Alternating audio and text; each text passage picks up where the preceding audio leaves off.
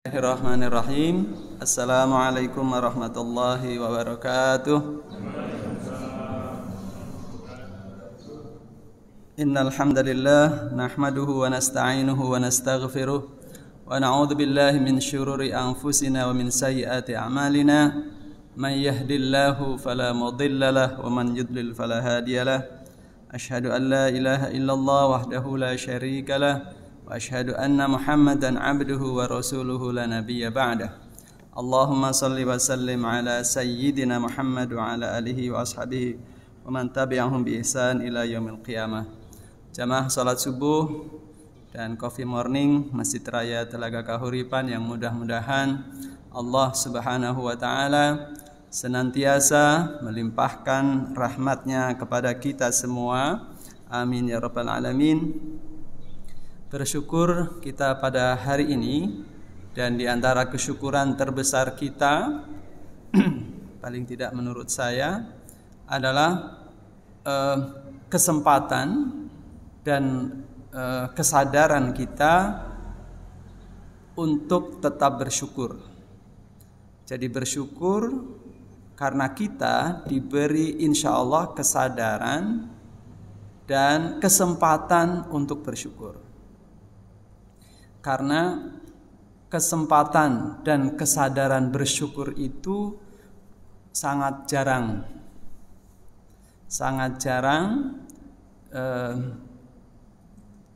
dilakukan oleh banyak orang. Paling tidak saya sendiri juga sudah sangat sering merasakannya, karena tidak menyadari bahwa begitu banyak hal-hal yang harus kita syukuri, begitu banyak nikmat yang harus kita sadari, kemudian kita ejawantahkan dalam perbuatan-perbuatan soleh sebagai wujud syukur kita kepada Allah Subhanahu wa taala. Hingga ketika nikmat itu tercabut dari kita atau hilang dari kita, kita baru sadari bahwa oh, selama ini ternyata itu nikmat toh, dan seterusnya. Salawat dan salam semoga tetap tercurah kepada Nabi Muhammad sallallahu alaihi wasallam, keluarga beliau, sahabat beliau, para tabi'in, para tabi'in dan seluruh umat Islam yang senantiasa berupaya meneladani beliau. Jamaah rahimanallah. Momentum Ramadan salah satunya adalah untuk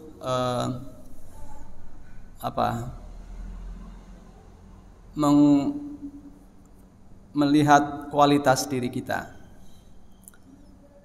Ada momen-momen tertentu yang kita gunakan untuk menjadi semacam tolok ukur. Selama ini saya sudah sampai di mana, lalu ke depannya mau apa. Banyak momen-momen itu yang kita gunakan. Yang paling populer secara umum yang paling populer adalah momen tahun baru. Biasanya orang-orang ketika tahun baru Masehi maksudnya ya, ada resolusi untuk setahun ke depan saya mau apa saja, karena selama ini ternyata begini dan seterusnya. Ada juga yang mengambil momen ketika berulang tanggal dan bulan lahirnya berulang. 1 Januari kah, 5 Februari kah, dan seterusnya. Jadi melihat kemudian berikutnya seperti apa. Ada yang mengambil momennya tahun baru Islam. Nah, di antara momen-momen yang sebetulnya justru harusnya ideal banget ya, sangat ideal untuk melihat kualitas diri kita sekarang dan kedepannya seperti apa, itu sebetulnya adalah momen Ramadan. Karena apa? Karena sebulan penuh ya kita digembleng dengan ibadah fisik dan ibadah hati. Ibadah fisik melalui puasa. Puasa itu melemahkan segala sesuatu yang selama ini secara fisik kita kuat. Karena kita kuat, maka kemudian berbagai kecenderungan yang muncul, berbagai niat yang muncul, berbagai keinginan yang muncul itu bisa dengan mudah terlaksana karena kita punya secara fisik punya kemampuan. Nah, dengan puasa itu kemudian kita semacam direm. Jadi puasa kalau lagi nggak puasa misalnya bisa goes sampai ke puncak misalnya. Kalau nggak puasa, ya kan, saya bisa naik motor misalnya kemana, jalan-jalan bersama keluarga. Kalau nggak puasa dan seterusnya, ya. Sehingga kemudian kecenderungan itu dilemahkan sedemikian rupa supaya apa? Supaya semacam menarik diri. Oke, yang saya lakukan selama ini, dievaluasi nih. Yang saya lakukan selama ini banyak manfaatkah? Banyak manfaatnya kah? Atau ada hal-hal yang harus diperbaiki? Belum lagi secara mental, secara hati. Tentu dengan banyak puasa, begitu banyak anjuran. Kalau dulu sebelum atau kalau di luar puasa, emosi kita mudah tersulut. Sedikit-sedikit kita langsung meluapkan. Oh, saya berhak marah kok. Dia yang salah, saya berhak marah. Nah, tapi kemudian ketika puasa, para ustadz menyampaikan seperti kemarin, salah satunya Ustadz Imam Fatur Rahman, wal kadhiminal ghaidh. Sebelumnya dengan tema yang sama juga Ustadz Jamil Az-Zaini, wal kadhiminal ghaidh, orang yang mampu menahan amarah, padahal berhak saja dia mampu menahan amarahnya. Itu adalah berkah puasa. Jadi sebetulnya momentum ini jadi semacam, iya betul ya, selama ini saya sudah sekualitas apa dari segi fisik saya misalnya ya, dari fisik, wah sekarang sudah usia segini, lalu kira-kira mungkin akan hidup segini lagi, lalu akan saya gunakan fisik saya ini untuk apa? Secara harta kita juga jadi evaluasi. Selama ini saya sudah punya apa saja. Dari yang saya punya itu, sebagian besarnya itu saya dapatkan dengan cara yang baik, atau selama ini saya sikut kanan sikut kiri. Nggak peduli, yang haram saja susah apalagi yang halal. Jadi evaluasi. Lalu yang terpenting juga adalah evaluasi kualitas amal kita. Biiznillah, tadi malam juga menyampaikan hal yang sama di Al-Ikhlas tentang bagaimana kita mengevaluasi kualitas amal kita yang selama ini, perbuatan baik kita dari yang ibadah ritual sampai yang sosial. Mana di antara ibadah-ibadah itu yang didasari oleh sidqun niyah. Dalam sebuah hadis yang diriwayatkan Imam Ahmad dalam kitab Al-Musnadnya, dan insyaallah sebagian besar kita juga paling tidak pernah mendengar artinya, ya. Innallaha la yanzuru ila suwarikum wa amwalikum walakin yanzuru ila qulubikum wa a'malikum. Tapi Allah tidak melihat kepada rupa-rupa kita, mau yang berpeci, lalu berbaju koko, bersarung, tipikal khas gambaran kesalehan orang-orang Indonesia. Lalu kemudian ternyata sekarang gambaran kesalehan itu muncul lagi di Indonesia misalnya sebagai ekspresi, ya, sunnah Nabi misalnya, pakai jenggot, kemudian berjubah dan ada aura, ya kedua-duanya nanti ada aura yang terpancar dan sebagainya. Ya. Kemudian amwalikum, Allah juga tidak melihat kepada harta-harta kita, tapi Allah melihat kepada qulubikum wa a'malikum. Allah melihat kepada hati kita dan amal.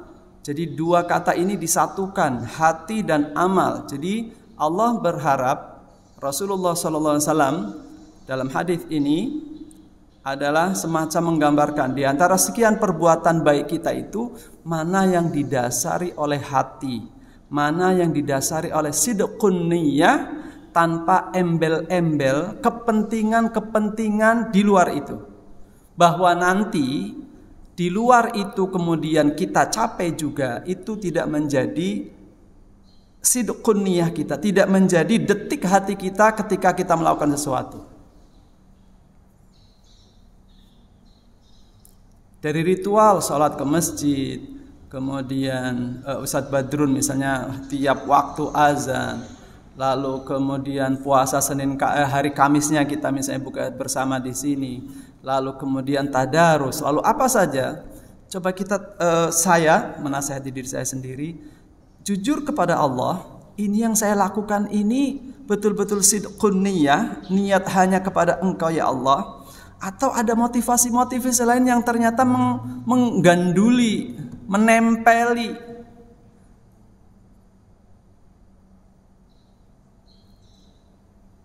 Momen Ramadan ini jamaah rahimanallah, kita kemudian mencoba mengevaluasi itu. Supaya apa? Nah, ini saya membuat ilustrasi ini supaya kita tidak lupa diri. Nah, ini ada gambar orang kemudian ngaca gitu kira-kira ya. Ini jadi secara singkatnya Ramadan menjadi momen kita untuk ngaca. Oke. Di antara sekian banyak anjuran atau panduan atau yang dapat kita kaji untuk supaya kita bisa ngaca gitu ya. Tentu banyak sekali ya ayat-ayat Al-Qur'an, hadis-hadis Rasulullah, juga hikmah-hikmah dari para ulama yang bisa kita ambil untuk ngaca diri agar kita dalam konteks ini tidak lupa diri ya. Agar kita tidak lupa diri adalah tafsir dalam Quran surat Al-Balad ayat 4 sampai 10. Saya ambil dari berbagai sumber tentang bagaimana Allah Subhanahu wa taala menegur kita jangan lupa diri. Ya, ini nanti ada simptom-simptomnya, ada gejala-gejalanya. Bagaimana orang-orang yang lupa diri itu? Karena bersumber dari satu hal. Oke, jamaah rahimanallah. A'udzubillahi minasyaitonirrajim. Quran surat Al-Balad 4 sampai 10. Laqad khalaqnal insana fi kabad ayahsabu an lan yaqdir 'alaihi ahad yaqulu ahlaktu malan lubada ayahsabu allam yarahu ahad alam naj'al lahu 'ainain wa lisanan wa syafatain wa hadainahun najdain. Sesungguhnya kami telah menciptakan manusia berada dalam susah payah. Allah Subhanahu wa taala menyatakan bahwa kita semua diciptakan itu, naluri kita mengatakan kita selalu bersusah payah dalam kondisi apapun, mau yang hanya punya satu sepeda sampai yang mobilnya berjejer di depan rumahnya, itu apa ya, kayak aduh hidup saya kok susah gitu. Ini memang sudah dijelaskan dalam Al-Quran surat Al-Balad ini. Nah, kemudian ayat 5-nya, apakah manusia itu menyangka bahwa sekali-sekali tiada seorang pun yang berkuasa atasnya? Yang kedua, dan mengatakan aku telah menghabiskan harta yang banyak. Yang ketujuh, apakah dia menyangka bahwa tidak ada seorang pun yang melihatnya? Yang kedelapan, bukankah kami telah memberikan kepadanya 2 buah mata, kemudian lidah dan 2 buah bibir, dan terakhir, dan kami telah menunjukkan kepadanya 2 jalan. Oke, baik jamaah rahimanallah, kita lanjutkan tafsirnya. Yang pertama kita ambil dari surat tafsir Dr. Quraish Shihab ya.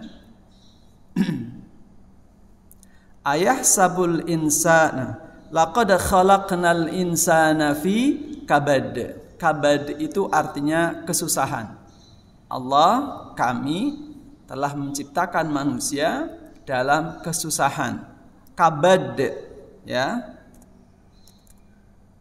Jadi di sini ada huruf ba dengan fathah yang tadi dalam ayat kabad, dan ada huruf kata kabid, huruf ba-nya dengan kasroh kabid. Jadi beliau hafizahullah, Dr. Quraisy Shihab, menyamakan kayak berakar dari satu akar yang kata yang sama, akar yang sama antara kabad dengan kabid. Kata kabid dengan kasroh berarti hati, sedangkan kabad dengan fathah diartikan sebagai penyakit yang melanda hati. Jadi artinya kesusahan itu kan melanda hati secara apa namanya? Secara abstraknya. Aduh, aku sedang bersusah hati. Saya sedang sedih, bersusah hati, gitu ya. Nah, itu hati di situ adalah kabad, sesuatu yang abstrak. Nah, ternyata satu akar kata dengan kabid, kabid itu secara fisik ya, secara itu adalah liver, gitu ya. Jadi artinya jadi akarnya sama. Orang yang merasakan segala kesusahan itu memang diidentikan dengan hati. Jadi segala sesuatu, pengertian ini kemudian meluas sehingga kata kabad dan kabid tadi, segala kesulitan yang dihadapi karena setiap kesulitan pasti merisaukan hati. Nah, ini tinjauan kabad dan kabid dari segi bahasa menurut Dr. Quraisy Shihab. Jadi segala kesusahan baik kecil maupun besar itu pasti merisaukan hati. Oke. Dan biasanya kita merasakan kepayahannya itu baik secara fisik gitu ya. Semakin tua ya, pasti beda dengan ketika kita masih muda. Aduh, dulu saya bisa begini, melakukan ini, melakukan itu. Sekarang boro-boro. Nah, itu jadi kesusahan juga kan? Ada saat-saat kemudian, aduh, kok bisa ya saya sekarang, apa yang salah dengan saya, dan seterusnya. Oke. Kemudian juga secara psikis. Secara psikis kita susah. Biasa buka puasa dengan tahu goreng, tapi karena minyak mahal sehingga kemudian tahunya direbus, itu juga sebuah kesusahan gitu ya. Apalagi pandemi 2 tahun terakhir dan seterusnya. Nah, jadi kepayahan yang dalam disebutkan tadi, kabad tadi, bisa melanda fisik kita, juga bisa melanda psikis kita. Nah, di ayat yang sama kita ambil dari tafsir Fi Zilalil Quran. Kesengsaraan dan kesulitan adalah watak kehidupan dunia, meskipun berbeda-beda bentuknya dan sebab-sebabnya, pada akhirnya ia adalah kesusahpayahan. Jadi beliau Sayyid Qutb, penulis tafsir Fi Zilalil Quran ini, itu menyebutkan bahwa watak dari kehidupan dunia memang susah. Kan tadi ya, laqad khalaqnal insana fi kabad. Jadi kalau bukan susah ya bukan dunia. Karena di akhirat nanti cuma ada 2 kan pilihannya, susah banget atau bahagia banget. Jadi ada bangetnya. Kalau di dunia itu susah, ya susah aja sebetulnya. Cuman yang membuat banget atau tidak sama sekali merasakan adalah bagaimana kita mensikapinya kan. Tapi watak menurut beliau ya, watak aslinya dunia itu memang susah. Kenapa? Karena memang dunia itu dirancang sebagai sebuah ujian, tes. Kayaknya nggak ada tes yang menyenangkan. Dari mulai kita SD, SMP, SMA, kuliah, yang namanya nanti mid test, yang namanya nanti tes, ya ujian, itu pasti sedikit banyaknya merisaukan hati, dan seterusnya. Jadi watak asli kehidupan dunia adalah kesusah payahan menurut beliau. Maka merugilah orang yang berpayah-payah untuk mendapatkan kepayahan yang lebih berat dan lebih pahit di akhirat. Nah ini jadi beliau menyayangkan. Jadi sudahlah payah di dunia, lalu orang ini pengen lepas dari kepayahan-kepayahan dunia itu justru untuk mendapatkan kepayahan-kepayahan di akhirat. Maksudnya orang payah secara ekonomi, tapi untuk keluar dari kepayahan itu dia melakukan sesuatu banyak hal yang justru mengarahkannya nanti dia akan payah di akhirat. Ya tentu dengan melakukan hal-hal yang dilarang oleh Allah Subhanahu wa ta'ala. Ini sangat merugi.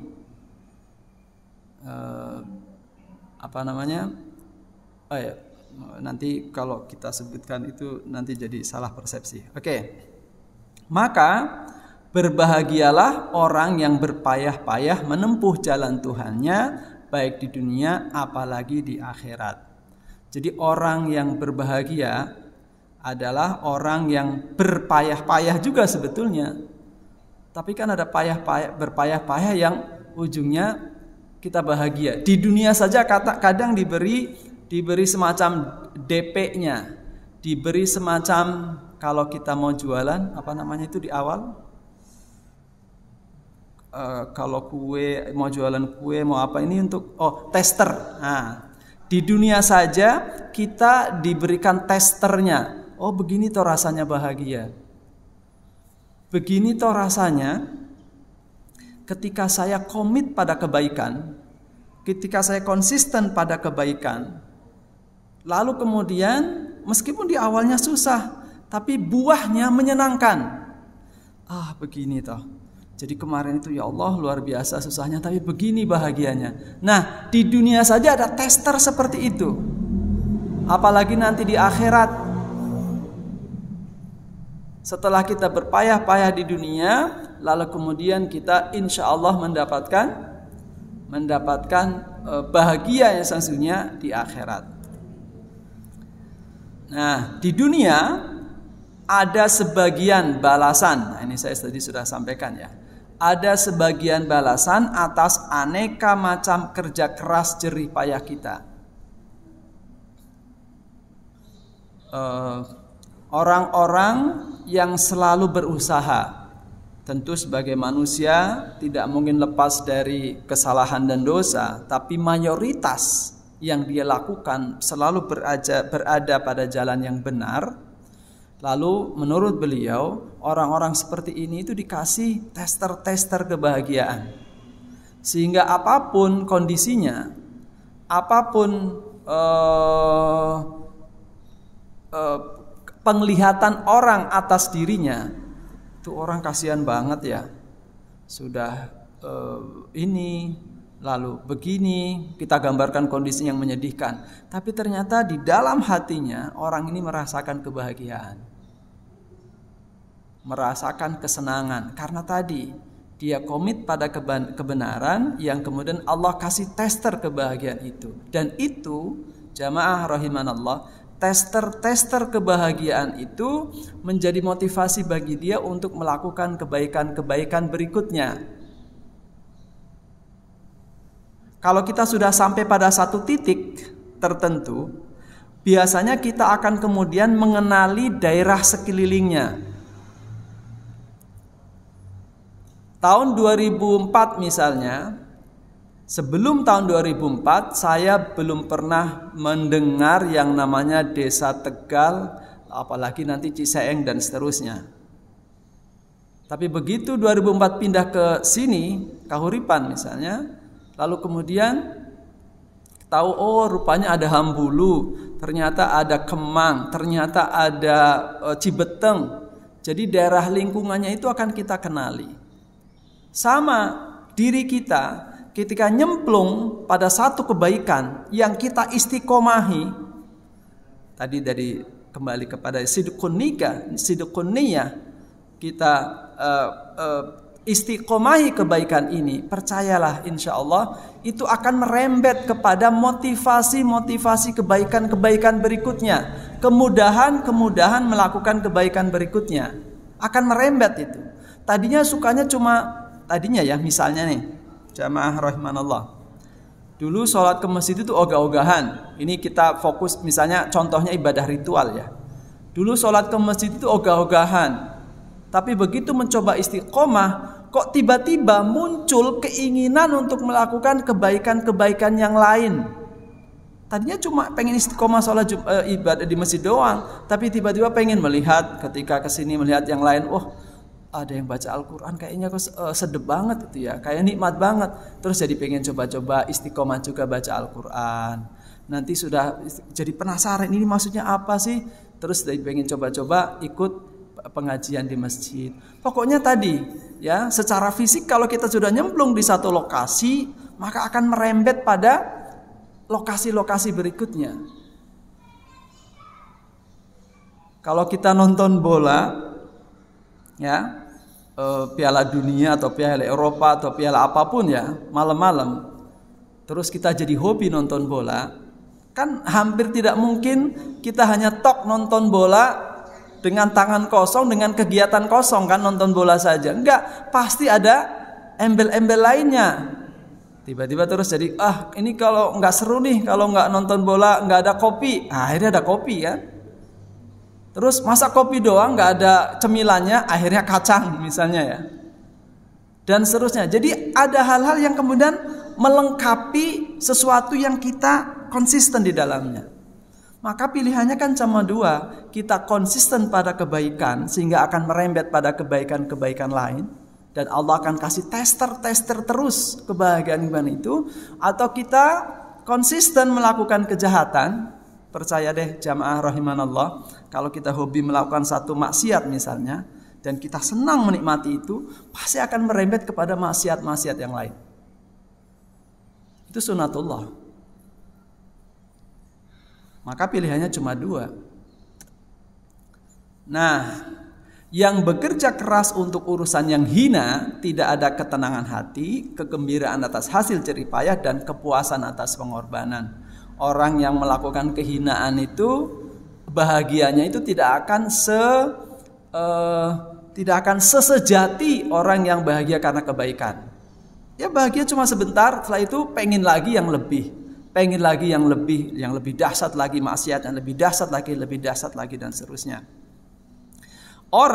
Kemudian beliau menyamakan nih, orang yang menganalogikan, orang yang bekerja keras untuk membebaskan diri dari beban tanah tidak sama dengan orang yang bekerja keras untuk berkubang dalam lumpur dan melekat di bumi bagaikan serangga dan cacing.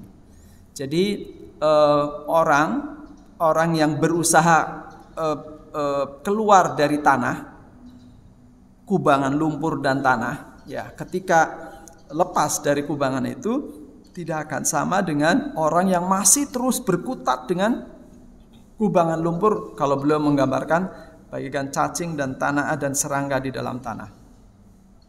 Ya, kenapa beliau menggambarkan tanah? Karena memang kita kan jadi gini, ada dua unsur kan, dan dua unsur itu menjadi dua pandangan. Kalau para sufi, ya, kita ini makhluk spiritual yang kemudian diletakkan di dalam fisik, dalam materi. Jadi makhluk spiritual yang diletakkan dalam materi. Itu pandangan orang-orang sufi, dalam pengertian pandangan yang insya Allah orang-orang soleh misalnya ya. Karena apa? Jadi sejatinya kita itu makhluk spiritual loh. Jangan sampai kita terus terperangkap kepada fisik yang alam, yang bersifat alam. Kan kita diciptakan dari tanah, lalu kemudian ditiupkan ruh. Pandangannya kan jadi dua. Kalau kita fokus pada, kita kan dari tanah. Kita dari tanah itulah yang kemudian membuat kita fokus pada pemenuhan kebutuhan fisik kita saja. Lapar, pengen makan yang banyak. Pengen nonton yang seneng, pengen melihat yang yang menyenangkan, kita lihat sebanyak mungkin yang bisa menyenangkan mata. Pengen mendengarkan ini, pengen memanjakan telinga, kita dengarkan sebanyak mungkin hal-hal yang memanjakan telinga dan seterusnya dan seterusnya. Secara fisik saja pandangannya kan gitu. Nah, kalau pandangan orang yang soleh, kita itu makhluk spiritual, jadi harus lepas. Artinya gini, jangan sampai kita terkungkung oleh fisik alam kita. Nah, kenapa kemudian beliau menganalogikan dengan tanah itu? Ya itu tadi, kita mau lepas dari unsur tanah kita, sehingga kita menjadi orang-orang yang tidak terbelenggu oleh keinginan-keinginan jasadi, ya. Karena biasanya orang-orang yang melakukan kehinaan, melakukan hal-hal yang dilarang oleh Allah itu karena untuk memenuhi kebutuhan-kebutuhan yang sifatnya jasadi itu. Nah, puasa kan gitu. Puasa ditahan nih supaya kita tidak selalu menahan diri dari keinginan-keinginan yang sifatnya jasadi. Puasa itu kan luar biasa. Kita kalau kita dilarang untuk, mohon maaf, tidak boleh minum khamar, tidak boleh berzina, tidak boleh membunuh. Itu kan hal-hal yang sifatnya ya memang karena tidak boleh gitu. Nggak boleh ini, nggak boleh. Karena nggak boleh, selamanya nggak boleh. Ya sudah, itu sudah sudah dalam tanda kutip ya, sudah maklum nggak boleh gitu. Tapi kita dalam puasa ini dilarang untuk melakukan sesuatu yang sifatnya boleh. Makan kan boleh. Bagi suami istri yang sah melakukan kewajiban suami istri kan boleh. Tapi kenapa dilarang? Nah, itu uniknya puasa itu. Kita dilatih untuk kemudian mengontrol. Sebetulnya Anda, saya, kita semua melakukan hal yang boleh itu sampai seberapa sih gitu loh. Coba jadi diukur supaya kita itu ngukur. Selama ini saya makan harus setelah ini pokoknya kalau nggak makan 3 kali itu nggak bisa saya. Kalau saya nggak makan, nggak pakai lauk ABC, nggak bisa saya. Kalau saya nggak makan di restoran itu nggak bisa saya. Kalau saya nggak tidur 8 jam, nggak mungkin. Jadi selama ini, ya, ketika di bulan puasa, itu menjadi semacam patokan bahwa saya punya kebutuhan itu dan tidak bisa tidak. Nah, ketika puasa itu diukur, ya, kita kemudian untuk melihat lagi sebetulnya yang kita butuhkan itu betul nggak sebanyak itu, atau sebetulnya 50% dari itu cukup sih sebetulnya. Sehingga kemudian nanti setelah puasa gitu loh, setelah puasa ya ibaratnya gini loh, jangan lagi kemudian kembali ke 100% yang sudah-sudah. Oh, ternyata cuma segini aja cukup kok. Berarti yang sebagiannya bisa saya berikan pada orang lain, atau kemudian sebagiannya nggak usah saya lakukan, supaya apalagi kalau orang-orang soleh ya melakukan yang zuhud itu juga yang kemarin kan disampaikan oleh Ustadz tentang zuhud, Syafi'i Al-Bantani. Itu salah satu zuhud yang tingkat tinggi menurut beliau adalah zuhud pada al-fudul fil mubahat, berlebihan pada hal-hal yang sifatnya boleh. Itu zuhud. Tingkat kezuhudannya, ada zuhud yang rendah. Zuhud yang rendah itu zuhud yang kita semua stop dari segala yang haram, nggak boleh melakukan, itu sudah zuhud juga. Tapi zuhud yang tertinggi adalah zuhud, atau zuhud yang tinggi di atasnya lagi adalah zuhud pada al-fudul fil mubahat. Jadi hal-hal yang sifatnya boleh saja kita batasi, yang boleh saja kita batasi sejauh yang kita butuhkan. Apalagi yang makruh, apalagi yang haram. Nah, puasa fungsinya adalah seperti itu. Nah, di terakhir dalam ayat berikutnya, ayahsabul insanu allan yaqdira alaihi ahad. Jadi orang yang susah payah itu kemudian ingin lepas dari susah payahnya, kemudian kita sebut sebagai lupa diri karena satu, kemudian dia, apa yang buat dia lupa diri? dia merasa tidak ada seorang pun, artinya gini, dia merasa berkuasa atas banyak orang. Maksudnya apa? Orang yang pengen lepas dari kesusahan itu biasanya kemudian mencari hal-hal yang bisa dia kuasai, sehingga kemudian dia merasa berkuasa atas sesuatu, supaya saya nggak susah gitu loh. Siapa yang bikin susah selama ini? Saya gitu ya. Yang bikin susah selama, saya itu punya usaha, lalu kemudian yang bikin sulit usaha saya adalah si A, misalnya gitu kan. Entah apakah itu pegawai pemerintah atau apapun, maka saya berusaha untuk menguasai si A itu. Udah, mas, caranya bener apa enggak itu enggak ada masalah. Yang penting saya bisa menguasai. Satu orang merasa dia bisa kuasai, lalu kemudian dua orang merasa dia kuasai terus. Jadi untuk menghilangkan kesusahan dia itu adalah dengan cara dia pengen menguasai sebanyak orang. Nah, ketika dia sudah merasa berkuasa atas banyak orang itu, dia merasa kemudian, wah iya dong, saya sekarang sudah, ya karena mungkin harta yang dimiliki banyak, atau mungkin pengaruh, ya, karisma, nama besar, akhirnya dia merasa berkuasa atas segala sesuatu, sehingga kemudian dia menjadi lupa. Allah menegurnya, ayah sabul insanu alla yaqdiru alaihi ahad. Oh, jadi dia lupa ya. Tadinya sih orang biasa-biasa aja, merasa susah. Kemudian setelah dia berusaha menjadi punya kuasa atas banyak orang, dan biasanya itu berbarengan dengan harta gitu ya. Jadi kalau boleh kita simpulkan di sini ada dua hal. Menjadi dia menguasai harta, juga menguasai tahta. Di saat itulah dia merasa ketika pada tingkat tertentu dia sudah menjadi raja kecil. Saya gampang lah, si itu mah dikasih ini aja beres. Enteng. Siapa yang biasa bikin susah di sini? Gampang. Nah, orang-orang seperti ini sebetulnya lupa diri. Karena apa? Allah, emang orang-orang yang itu tunduk kepada dia itu atas memang kualitas, memang karena dia. Kalau bukan karena kehendak Allah, nggak usah jauh-jauh, jamaah rahimanallah, saya sendiri gitu ya misalnya. Saya sendiri sering berefleksi kepada anak dan istri gitu ya.